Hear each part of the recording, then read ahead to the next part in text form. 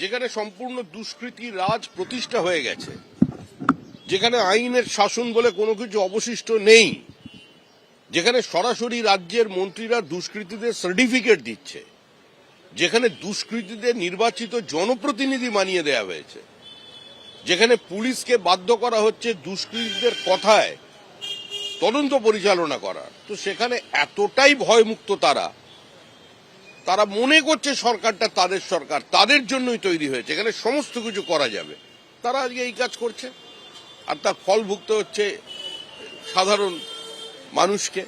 এই ঘটনা অত্যন্ত মর্মান্তিক। এই রাজ্যে কি এখনো এই সরকারটাকে রেখে দেওয়ার প্রয়োজন আছে? মনোজ, এইরকম একটা ঘটনার পরে কিন্তু আবারও সেই প্রশ্ন উঠল যে জাতীয় সড়কে পুলিশি নিরাপত্তা তাহলে কোথায়? একদমই তাই, সেই প্রশ্নই উঠছে এবং সেই প্রশ্নের তদন্তেই এখানে আসানসোল দুর্গাপুর কমিশনারেটের পুলিশ আধিকারিকরা, এখানে ডিসি রয়েছে এবং যে চালকের বক্তব্য শুনছিলে সেই চালককে কিন্তু দফায় দফায় জিজ্ঞাসা করা হয়েছে এবং কিছুক্ষণ আগেই সেই চালককে নিয়েই সেই পেট্রোল পাম্প এবং ঘটনাস্থল পর্যন্ত যায় এই কাকসা থানার পুলিশ। এখানে কাকসা থানার পুলিশ রয়েছে এবং বুদবুদ থানার পুলিশ রয়েছে। তোমাকে দেখাবো যে আসানসোল দুর্গাপুর কমিশনারেটের এসিপি, ডিসি এবং কাকসা ও বুদবুদ দুই থানার পুলিশ আধিকারিকরা এই জায়গায় ঘটনাস্থলে আছে এবং তদন্ত চলছে এবং পুলিশের টিম ইতিমধ্যেই রওনা দিয়েছে সেই সব জায়গায় যে জায়গায় ঘটনা ঘটেছে এবং যে জায়গায় পুলিশ ধাওয়া করেছিল। সেই আমার সহকর্মী আবির যেরকম বলছিল যে এই সিসিটিভি ফুটেজ খতিয়ে দেখে তদন্ত চলছে, সেই ফুটেজ খতিয়ে দেখে তাদের খোঁজে তল্লাশি চলছে। যে পাঁচজন তোমাকে দেখাচ্ছিলাম এর আগে যে গাড়িগুলো, সেই গাড়িগুলোতে গাড়ির পিছনের সাদা গাড়িতে যে পাঁচজন ছিল সেই পাঁচজনের খোঁজে ইতিমধ্যেই তল্লাশি শুরু হয়েছে।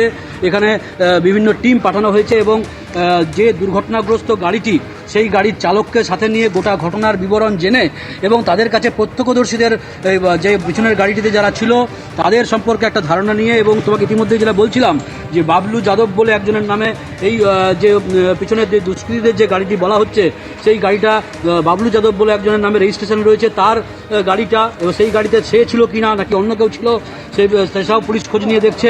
ইতিমধ্যেই সেই গাড়ি এখানে রাখা রয়েছে, ফরেন্সিক টিম আসবে সেই গাড়ি এখানে পর্যালোচনা করতে। পাশাপাশি তোমাকে দেখাবো যে গাড়িটি দুর্ঘটনাগ্রস্ত সেই গাড়িটি যেমন এখানে রাখা রয়েছে, তোমাকে দেখাচ্ছিলাম যে কীরকম কতটা জোর দুর্ঘটনা ঘটলে এরকম দুমড়ে মুচড়ে খেলনার গাড়ির মতো হয়ে যায় সেই গাড়িটির অবস্থা হয়েছে।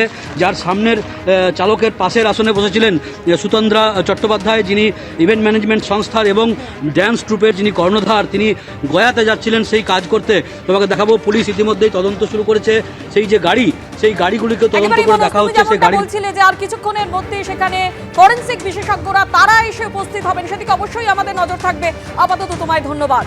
পানাগড় কাণ্ডে মৃত ইভেন্ট ম্যানেজমেন্ট সংস্থার কর্ণধার সুতন্দ্রা চট্টোপাধ্যায়ের বাড়ি চন্দননগরে। শোকে পাথর সুচন্দ্রার মা। কিছুদিন আগে মৃত্যু হয়েছে তার স্বামী, এবার হারালেন মেয়েকে।